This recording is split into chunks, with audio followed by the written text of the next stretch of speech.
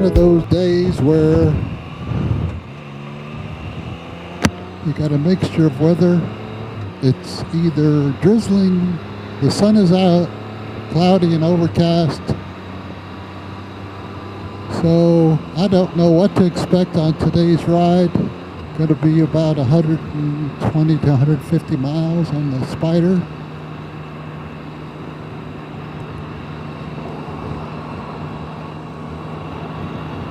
This is a curvy road called 1660. It is, it's not bad. It's just bouncy, especially for a Spyder with the short suspension. But the Spyder handles it well. A lot of people ask me, is it difficult to transition from your other two bikes, which are two-wheelers? One is the Honda Goldwing and the other is the Indian Roadmaster. And I have not found that to be the case. I just settle right in on the Spyder.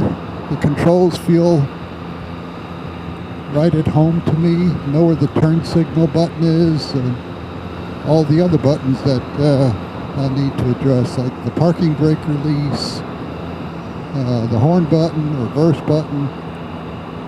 Everything seems familiar to me. So not difficult to transition at all.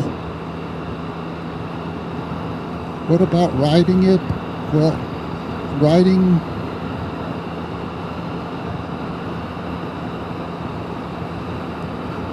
or controlling the Spyder in the curve is different. It's a more of a push-pull and loose grip on the handlebars rather than counter-steering and leaning on two wheels. So that's a bit different, but that falls right into place as well.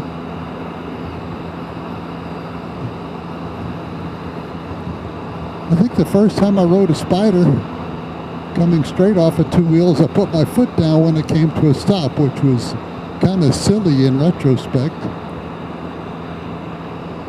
But we got used to it, and this is now second nature, and a lot of confidence in the Spyder. I think they've got great reliability.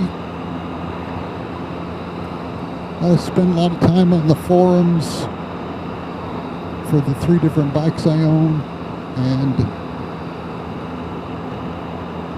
I think the biggest issues people are having are with the tires and which one to choose, or the sway bar, or the belt vibration, or the the front pulley, whether it loosens up and needs to be replaced or not.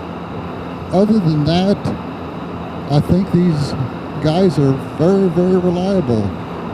Just start them up and go.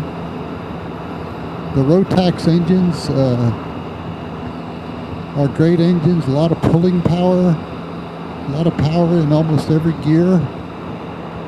When I say almost, it's if you're in the wrong gear, you might not have the pulling power that you want, but if you're in the correct gear, this thing pulls like a train.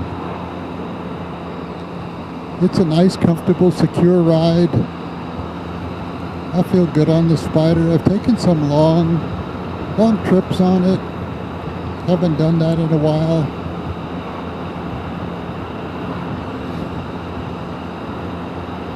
Haven't taken many long trips in a while, especially due to COVID, but now that that's letting up, I plan to take one of my bikes down to Corpus Christi, which is from here about where I live, 230 miles one way. So it's about a 4-hour ride. Not sure what bike I would take yet. I've taken the Spyder, I've taken the Indian, and I've never taken the Goldwing, but I would like to see what it's like. My next piece of maintenance is going to be on this bike, where we'll flush and bleed the brakes on her. bring that up to date. Then do the Goldwing next. Already did the Indian not that long ago, and the brakes do feel so much better after you flushed and refilled them with new fluid.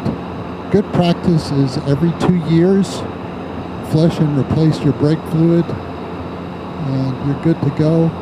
Long time ago, I bought this vacuum bleeder, so it's a one-person job for me, and just hook it up to my compressor, and it just sucks all the old fluid through while you pour new fluid into the reservoir.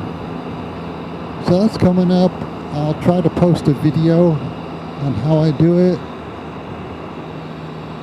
and you have to pick the Spyder up in the air, take the front wheels off to get to the nipples, and then leave the brakes. Should be a pretty easy maintenance item. And then after that, plan on changing the oil in the Indian. That's coming up too. It'll be in June, so maybe I'll post a video on that as well. Well, I'm going to go back to my tunes and my riding. So far, good riding conditions, nice temperature. Brought my picnic lunch. Good to get out and get away. Got lots of rain coming up soon.